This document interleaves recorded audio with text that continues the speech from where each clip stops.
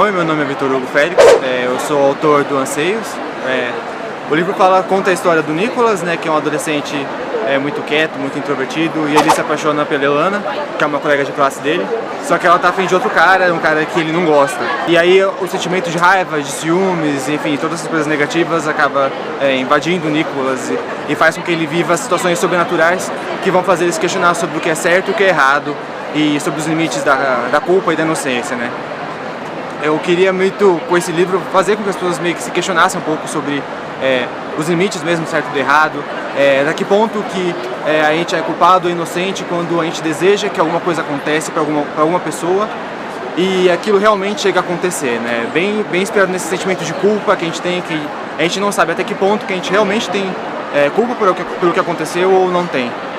E tudo isso meio que nesse universo sobrenatural que eu acho que deu uma apimentada na história. Eu uso a fantasia mesmo como metáfora para falar de algo que é muito real, que são as emoções humanas, né?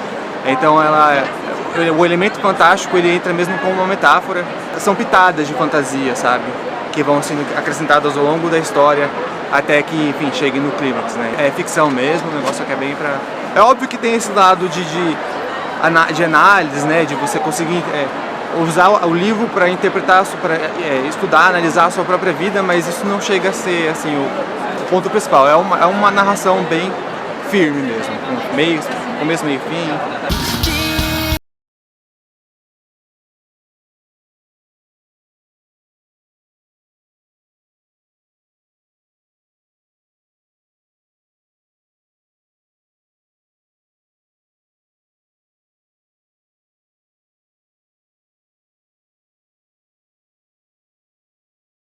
Eu sou a Juliana Daglio, sou autora de Invocação para a Libélula e O Lago Negro, vou apresentar depois.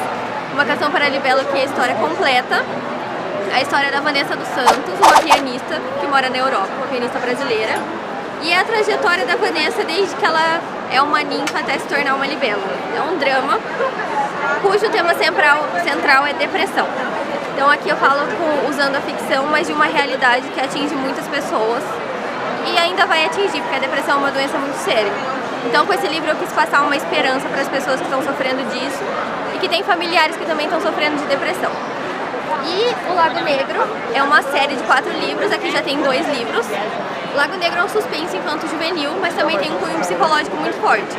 Porque a Verônica Catani, mais uma vez, ela tem transtornos mentais que fazem com que ela duvide do que é real e o que é loucura. Então esse livro fala sobre a história da Verônica e a mudança dela para Lagoana quando ela vai cursar a universidade. E aqui no primeiro livro a gente tem o livro dentro do livro, porque a Verônica também é escritora. Então aqui dentro tem o livro de fantasia que ela escreve e é um livro muito significativo porque ele traz conteúdos da mente dela também. E aqui Submersão é a continuação da história. E em fevereiro a gente tem o 3º livro, Profundezas Sombrias, que vai sair pela editora Arven também. É uma quadrilogia, é uma série. Eu sou psicóloga clínica, então eu procuro colocar nos personagens um conteúdo psicológico muito forte, de transtornos mentais, de problemas emocionais, então todas as personagens têm esse conteúdo muito evidente. Eu tenho 26 anos, uma cara de 18 e uma disposição de 72. Escritora, eu estou desde 2009 escrevendo e eu publiquei pela primeira vez em 2014. O próximo livro é em fevereiro. Profundezas Sombrias, O Lago Negro 3. Em fevereiro. Muito obrigado e sucesso. Obrigada eu.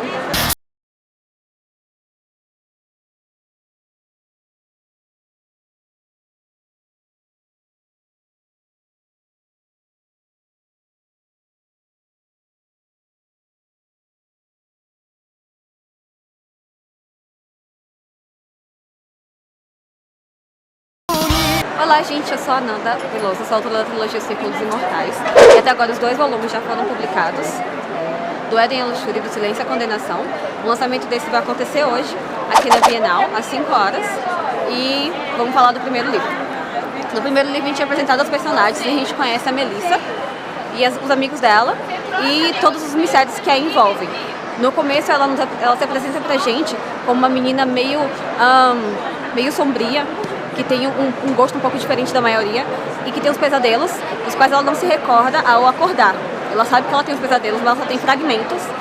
E o livro tem muitas referências da cultura pop, tem referências ao Edgar Allan Poe.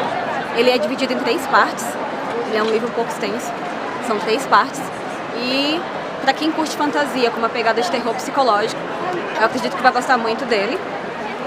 Da continuação não posso falar muita coisa, né, que como ele está sendo lançado agora, seria um spoiler, mas é a continuação, também é dividido em 3 partes, como o primeiro. E o terceiro deve sair ano que vem. Eu suponho na próxima Bienal, se tudo der certo. Eu suponho que eu vou escrever um spin-off depois, mas eu não posso adiantar muita coisa até agora. Aqui na capa, ele tem dizendo que é 14 anos. Eu aconselho para pessoas mais velhas de 14, pela linguagem, pelas coisas abordadas, então eu aconselho para pessoas mais velhas. As criaturas que tem aqui são criaturas imortais todas, e elas não são nomeadas, são criaturas que a gente já conhece da literatura, da cultura, só que elas ganham um nome um pouco diferente aqui no livro. Esse é um grande diferencial dele. Legal, muito obrigado e sucesso, tá bom? Obrigadão, gente.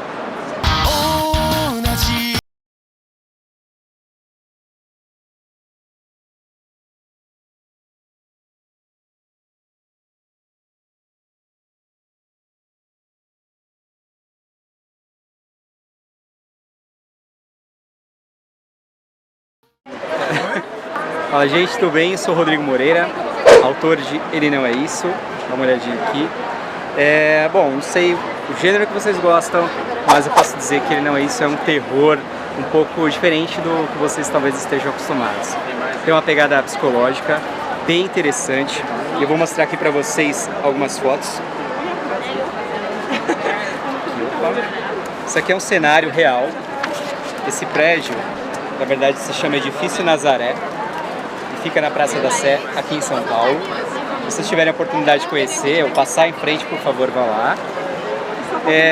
Bom, esse é o cenário onde Matias, o protagonista, o personagem principal do meu livro, ele mora. Matias é um cara comum, um cara trabalhador, e um belo dia o filho dele adoece. A criança vai piorando, o filho dele se chama Júnior, e aos poucos o Matias ele se vê obrigado a passar muito mais tempo em casa, trancado no apartamento, cuidando do filho, e abdicando, abrindo mão de tudo que ele tem fora dali, trabalho, relações sociais e tudo mais. A coisa fica tão intensa e com a piora da doença dessa criança que o Matias, em alguns momentos da leitura, é meio difícil identificar o que é a realidade e o que é fantasia ou ilusão na mente do Matias. Esse livro é uma imersão na mente do personagem, na verdade dos personagens, e o Matias, aos poucos, ele vai perdendo a lucidez e até que a gente também se perde nesse conto de terror. Os outros personagens, um dos que eu mais gosto é a Dona Celina, é uma pessoa que mora vizinha do Matias e ela também, de certa forma, ela larga as coisas dela, ela abdica de algumas coisas para cuidar do Júnior e, consequentemente, do Matias. É uma história de apreensão, é uma história de intensidade e não é uma história de susto nem de medo. Eu diria que é muito mais de agonia do que outras coisas. Existem cenas bem fortes no livro, o livro é bem visceral e, enfim, o que eu posso dizer mais é que a história ela vai caminhando ao ponto de tudo que a gente conhece hoje de real, de, digamos, entre aspas, bem feito no mundo, ele acaba sendo destruído por conta de um apocalipse. O que uma criança doente e um pai, digamos, ausente desse mundo tem a ver com isso, é o que vocês vão precisar descobrir. Então, ele é uma história fechada, mas eu estou já trabalhando no próximo. Na verdade, estou em 2 projetos simultâneos. Um que se chama O Preparador de Almas e um outro livro é meio que uma história que se passa no centro da cidade também, especificamente na Rua APA. Por enquanto, o título provisório é Casos Assombrosos e Escabrosos da Rua APA. Valeu, cara, obrigado.